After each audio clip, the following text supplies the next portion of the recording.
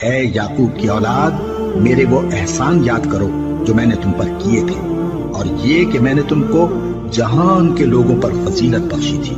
اور اس دن سے ڈرو جب کوئی کسی کے کچھ بھی کام نہ آئے، اور نہ کسی کی سفارش منظور کی جائے، اور نہ کسی سے کسی طرح کا بدلہ قبول کیا جائے، اور نہ لوگ کسی اور طرح مدد حاصل کر سکیں۔ اور ہمارے ان احسانات کو یاد کرو جب ہم نے تم کو قوم فرعون سے نجات بخشی۔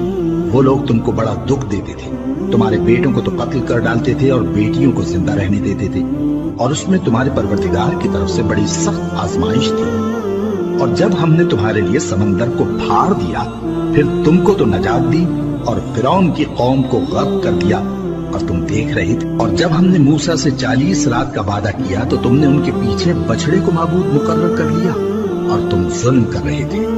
پھر اس کے بعد ہم نے تم کو معاف کر دیا تاکہ تم شکر کرو۔ اور جب ہم نے موسیٰ کو کتاب اور معجزے عنایت کیے تاکہ تم ہدایت حاصل کرو۔ اور جب موسیٰ نے اپنی قوم کے لوگوں سے کہا کہ بھائیو، تم نے بچڑے کو معبود ٹھہرانے میں اپنی جانوں پر ظلم کیا ہے، تو اپنے پیدا کرنے والے کے آگے توبہ کرو، پھر اپنوں کو قتل کرو، تمہارے خالق کے نزدیک تمہارے حق میں یہی بہتر ہے۔ پھر اس نے تمہارا قصور معاف کر دیا، بے شک بڑا معاف کرنے والا ہے، بڑا مہربان ہے۔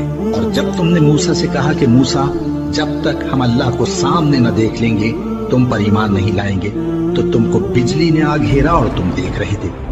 پھر موت آ جانے کے بعد ہم نے تم کو اثر نو زندہ کر دیا تاکہ احسان مانو۔ اور ہم نے بادل کا تم پر سایہ کیے رکھا اور تمہارے لیے من و سلوہ اتارتے رہے کہ جو پاکیزہ چیزیں ہم نے تم کو عطا فرمائی ہیں ان کو کھاؤ پیو، مگر تمہارے بزرگوں نے ان نعمتوں کی کچھ قدر نہ جانی، اور وہ ہمارا کچھ نہیں بگاڑتے تھے بلکہ اپنا ہی نقصان کرتے تھے۔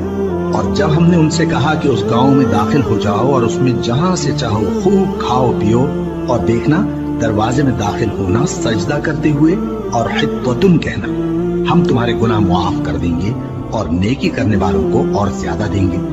تو جو ظالم تھے انہوں نے اس لفظ کو جس کا ان کو حکم دیا تھا بدل کر اس کی جگہ اور لفظ کہنا شروع کیا۔